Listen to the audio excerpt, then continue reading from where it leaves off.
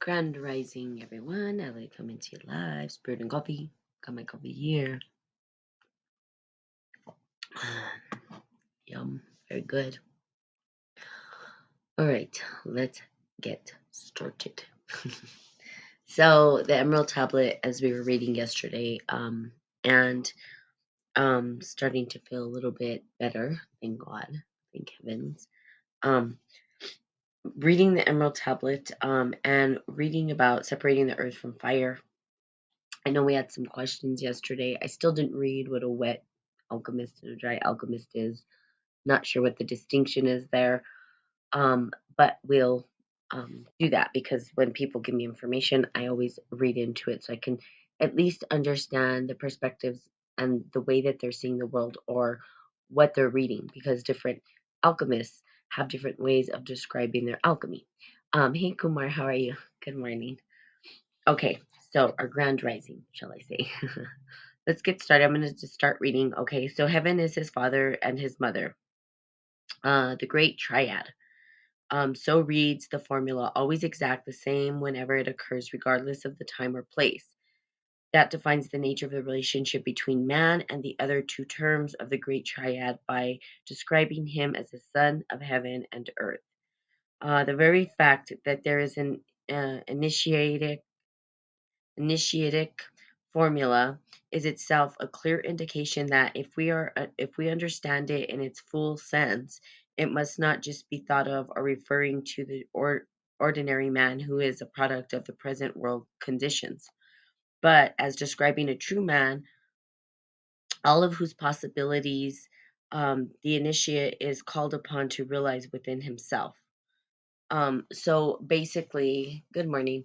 As you've heard over and over again, and nothing new, as I said, is everything is within, but the process of within is what's important. What is your process? And this is what true alchemy is speaking to, because we can take alchemy and create chemistry out of it, or we can co-create, but really the true power comes from our internal alchemy.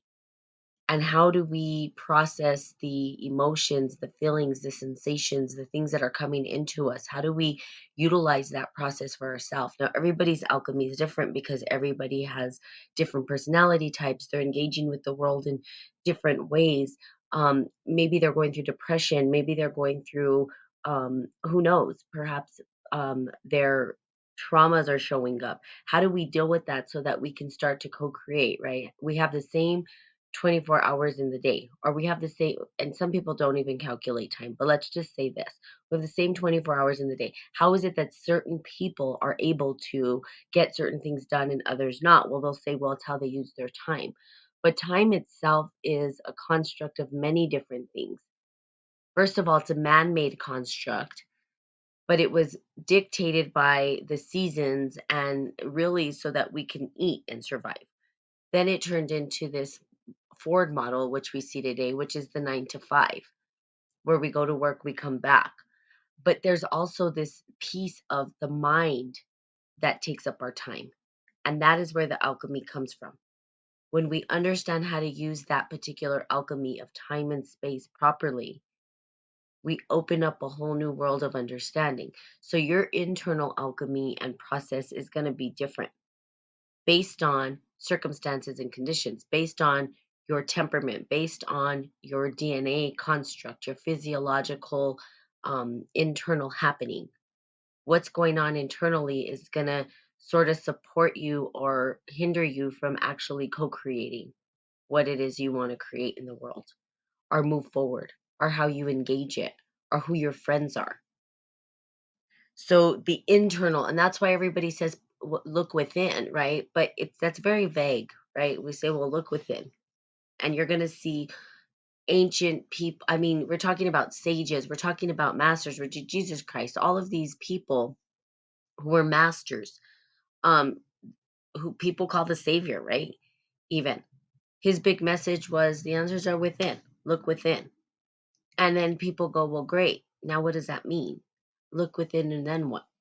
Okay, so now I'm looking inside, and now what? I'm going to tell you right now, looking within is the hardest thing to do.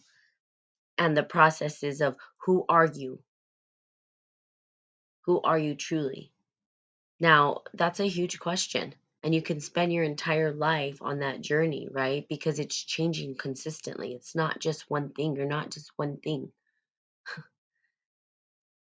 right? Internally, you have all of these thoughts going through your brain, all these energy, this experience that you're having. That experience and that energy that's moving through you is your internal alchemy. And it's going to be different for everybody else. That's why I can't sit here and tell you what to do with your life. That wouldn't be fair. Hey, Roberto, how are you? Good morning. You do all those things by having a better understanding of self. If you notice the people and the cultures that have survivors through the years, they have a better understanding of them and their, hold on one second, environment, and cautious of the way that they do things, being self aware of all around them and respecting that environment. Yes.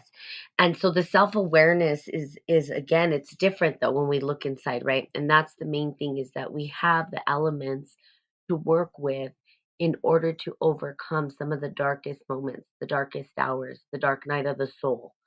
And for those of you who've been through the dark night of the soul, trust me, it's not fun. This work is the hardest work that you will do.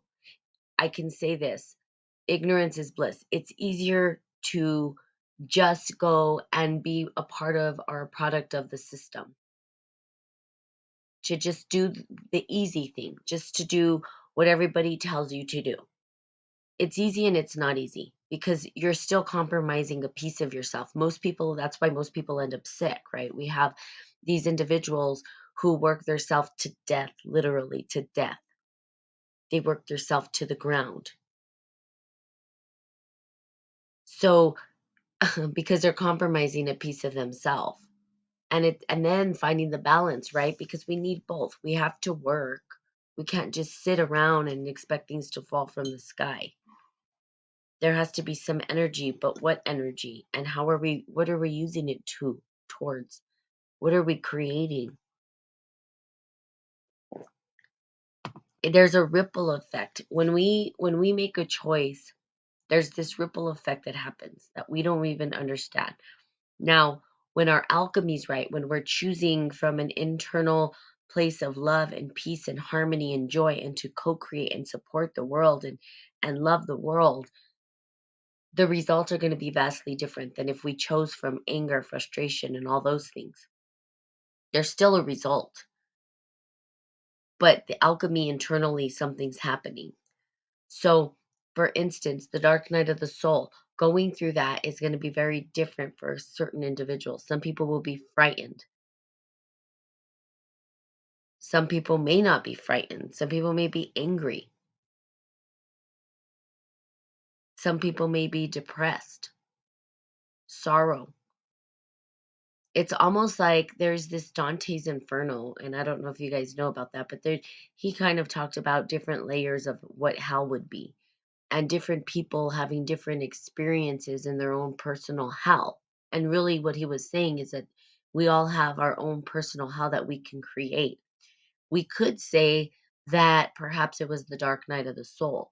And the dark night of the soul is not fun. It's hard to get through. But once you get through it, you find your freedom, your philosopher's stone, right? You are the vessel, you're the holy grail. And then you find that peace and tranquility. But it's not easy. And let me tell you what, most people will run the opposite direction and say, you know what, let me just do what's already here. I can't handle anymore. After a while, you may not even be able to handle it. It's a lot, even for me. Okay. But we have the tools. And if you know how to utilize the alchemy within, you can move through it less painfully, not as much suffering, because you're finding that equilibrium within, right? You're finding that middle path, which is what Buddhism teaches. How do we find the middle path to get us through perhaps the dark night of the soul, to get through the dark hour, to get through those times that are not comfortable? Most people will talk about, oh, the comfortable good times, but what about those times when we're feeling sad and depressed and alone and unworthy and not enough. And what do? Some people hide out. Some people just go into their little hole and stay depressed. Some people turn angry and violent. There's different ways of people exploring the way that they of those dark hours. Some people throw in the towel. Some people commit suicide. That's how far it can go. If we don't understand how to get out of it, if we don't understand that we have the power to overcome these dark hours, to overcome the depression, to overcome the anxiety, to move through it, to work with it, to befriend it, to recognize that it is a part of our experience, but we don't have to live there forever. But it feels like that. And what ends up happening is, and I'm not saying that anybody who's on medication don't stop taking medication. I'm definitely not a doctor, would never say that. Is you have the power to overcome it without medication, without an intermediary. Now, in what I see is that medication hinders the process of us healing. It keeps us in that space.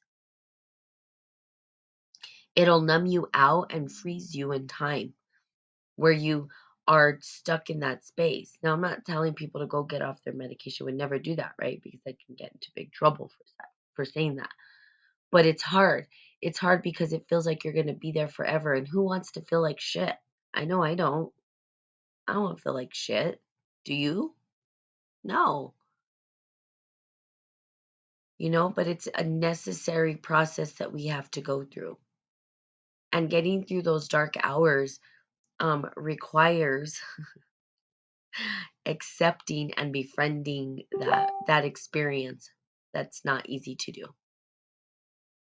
So anybody who's going through the dark hour or going through a dark night of the soul or going through some sort of process, um, I am here with you. I am with you, and just know that there is a light in the dark and that you can get through it, and befriending it and reminding yourself that you are powerful, that you are enough, that you can get through this.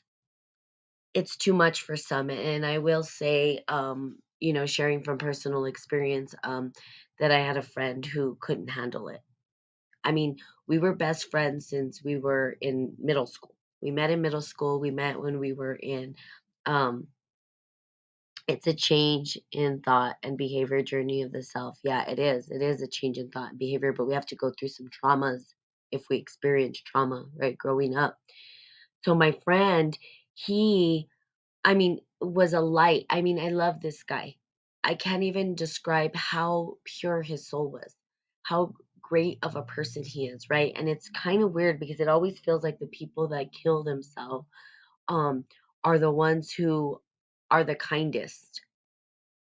That's how I feel. The ones that seem to have this sweetness about them. He had a sweetness about him, and he accepted me for who I was, no matter what. And he and I just clicked, right? And we became blood brother and sister, and we were young, we were kids. We would go to the movies together, we would hang out, we were always together. And he and I were very intellectual. So he was very emotional, and he was more emotional than me.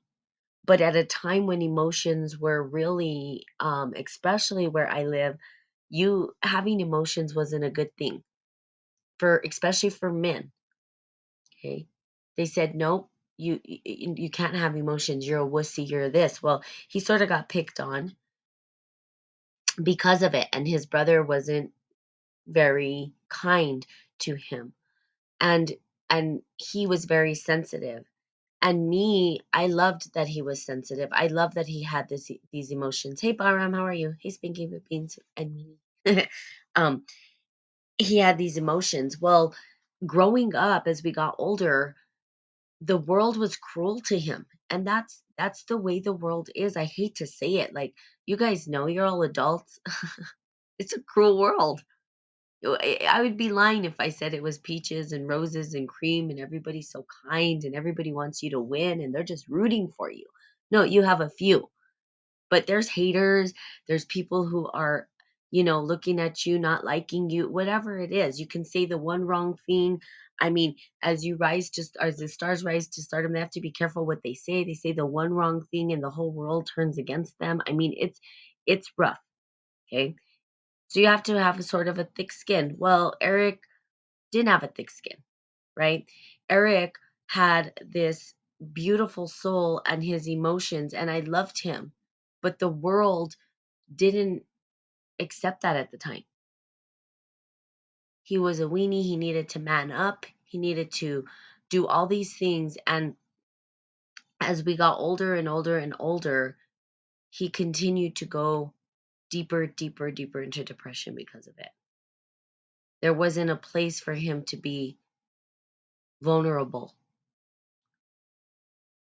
He ended up entering into the dark night of the soul and he didn't know how to get out.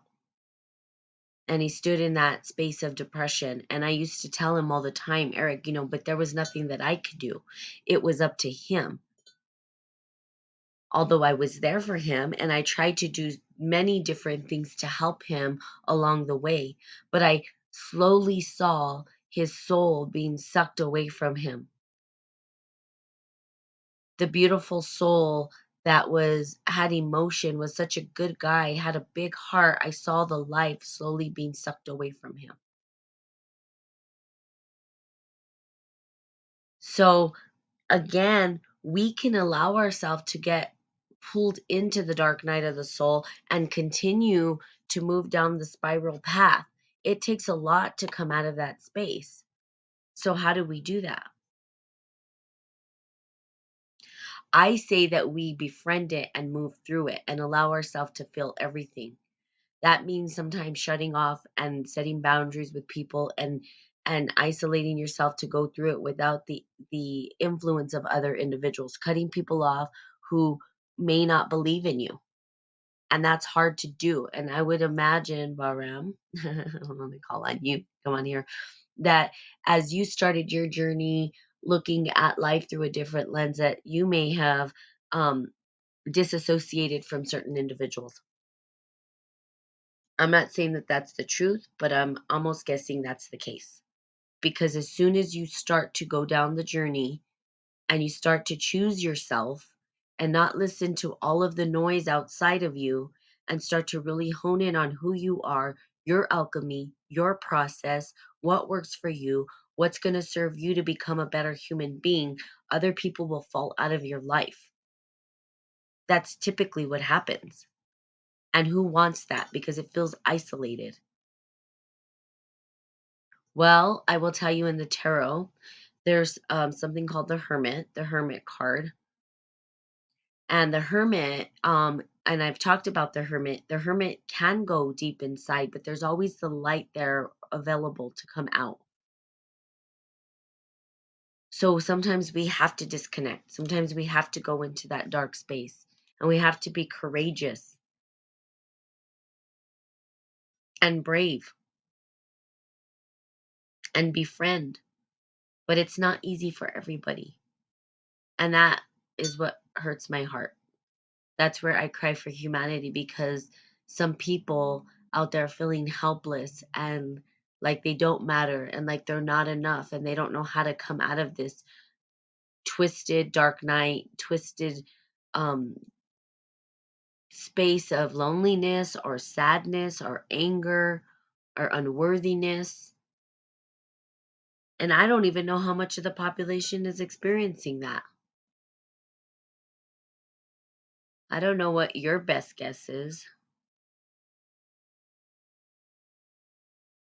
So what I'm saying is we have the alchemy to overcome that. And that's why I love alchemy because it helps us to identify, to overcome, to remember, to know that we're the magician, that we have all the tools available to move through these processes.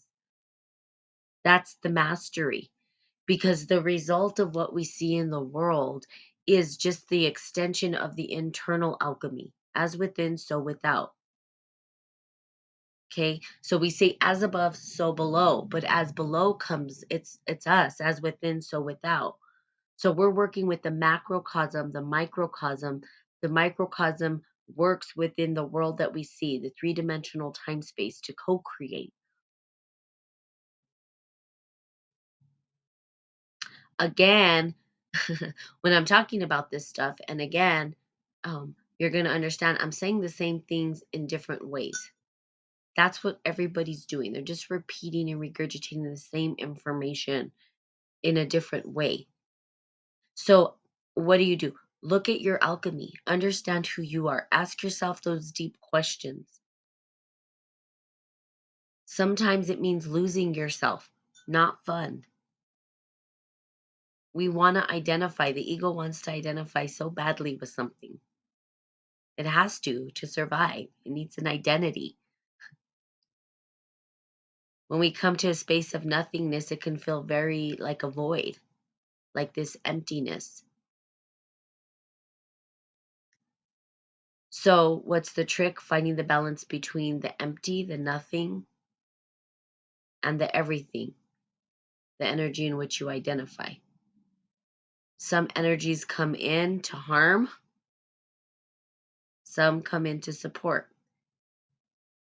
Determining what energies are coming through you. Now, in the ancient times, they use this information, right? And you have that. You have people say, well, this person told me to do it, or I heard this voice, or these voices are telling me to do this stuff. And they're like, what is that voice?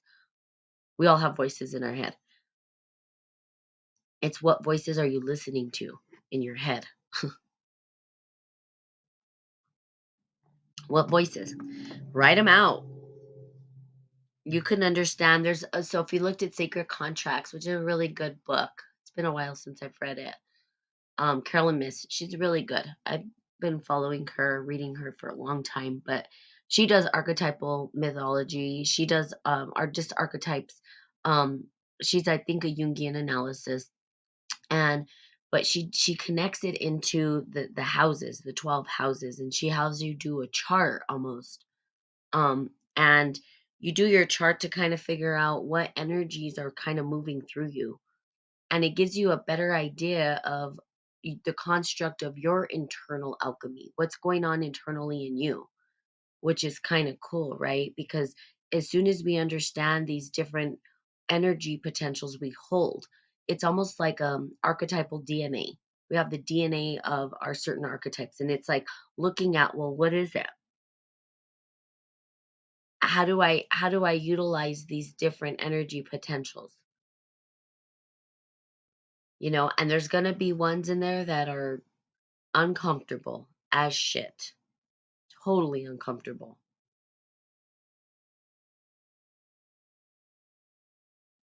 Moving through them and supporting them.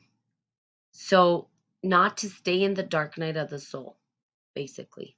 Hard to do, trust me. Especially as you peel back the layers of maybe trauma you're going through and all of these things. So I always say have support. Um, I totally believe in therapy. Obviously, I'm in psychology. Um, but I also believe in coach. I believe in a coach. I'm a life coach. I believe in the coaching aspect in terms of, okay, I've gone through therapy. I know where the trauma is. Now what? Now, how do I move forward? I'm not staying stuck in that storyline. I get it's a story. Now, how do I move out of this story into a new storyline? We redevelop and recreate and reconstruct our storylines. So, looking at the storyline you're living in right now, now, there's storylines that happen on a small scale, a community level, right? So we have our maybe interpersonal connections where it's at the a smaller scale. There would be our family, right, and our interpersonal, and then it grows into community and society, and then it gets bigger and bigger and bigger. Again, how do they construct, right? And I know I always go to Bar because I know what you're up to. Um, and and the conspiracy piece, well, that's part of it, right? It's understanding. If we know and we understood the alchemy of the individuals that co-created what we see today, we would understand why we have this crazy world and the way it is, and even their next steps, right? We just have to understand the archetypal energies that are at play, and they happen at a larger scale, which we would say government or bigger scales. There's these archetypes that are playing. They're going to be at war, at battle. That's why they say, well, it's a spiritual battle. It is. It is. There's energies that are clawing for attention. And there's some that are in power that don't want to lose power. Those energies are embodied by the individuals who are holding that energy in place. So another way to look at it, right? Especially when you're going through and diving in.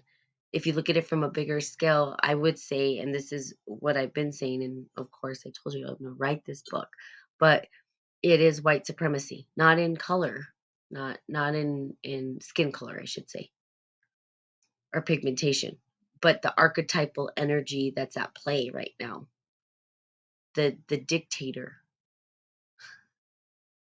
the one that tells you you don't have choice. That energy potential is coming through other individuals. And it's just being played out. So then we'd have to say, well, what neutralizes it or what transforms it into something different? Who do I have to be? If I was engaging that energy, which it's huge right now, it's big, right? And it's growing. It's almost like Agent Smiths, right? They're just growing and growing and growing and growing and growing. So as it grows and we're facing this beast or this giant, what alchemy are we going to use to neutralize it? What other archetypal energies can actually help to balance the scales? I don't know that it'll ever go away. I don't know that archetypes ever go away. I think they transform into something else. So what's on the good end of it, right? Because we could focus on all the bad shit. But what happens when we transform it into something good? And if we face the beast, how do we transform the beast? Or do we slay the beast? Or what do we do? What tools are we going to use?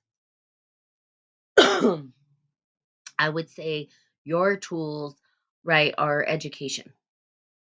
I'm going to educate. I'm going to communicate. That's the tool I'm going to use, which is wind. And it can come from a place of emotional understanding, which would be wind and water, or it could come from anger and power and focus and will, and that would be wind and fire. So understanding the energies that we're using and who has the microphone, who's center stage communicating it. What is the energy potential moving through you as you educate these individuals?